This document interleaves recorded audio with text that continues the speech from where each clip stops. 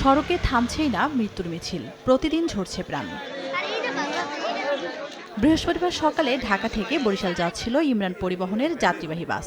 মাদারীপুরের ডাসার উপজেলার মেলকাই এলাকায় পৌঁছালে একটি ব্যাটারি চালিত ভ্যানকে সাইড দিতে গিয়ে বরিশাল থেকে আসা বিআরটিসি বাসের সঙ্গে মুখোমুখি সংঘর্ষ হয়। ঘটনাস্থলে নিহত হন বাসের 2 জন যাত্রী, আহত হন 20 জন। দুর্ঘটনার পর 2 ঘণ্টা বন্ধ থাকে মহাসড়কে যান চলাচল।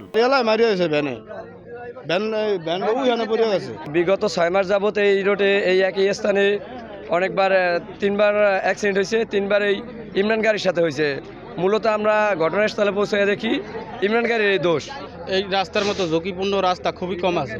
সরকারের কাছে জোর দাবি জানাচ্ছি এই রাস্তাটি যাতে অচিরেই কাজ করে বড় করা হয়। ঘটনাস্থলেই 2 জন নিহত হয় এবং প্রায় 10 থেকে 12 জন আহত হয়।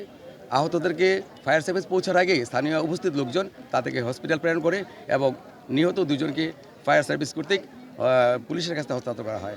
সকালে মুন্সিগঞ্জের শ্রীনগরে ত্রুটি মেরামতের জন্য একটি ট্রাক দাঁড়িয়েছিল। এ সময় পেছন থেকে আসা অপর একটি ট্রাক নিয়ন্ত্রণ হারিয়ে ধাক্কা দেয়। এতে ট্রাকের হেলপার ইমরান মণ্ডল আহত হন। পেছনের ট্রাকের হেলপার ও চালক গাড়ির ভিতর আটকা পড়ে। ফায়ার সার্ভিস তাদের উদ্ধার করে হাসপাতালে নিলে ট্রাক চালক শওকত ব্যাপারীকে চিকিৎসক মৃত ঘোষণা করে। তানজিনা তাসনিম, সময় সংবাদ।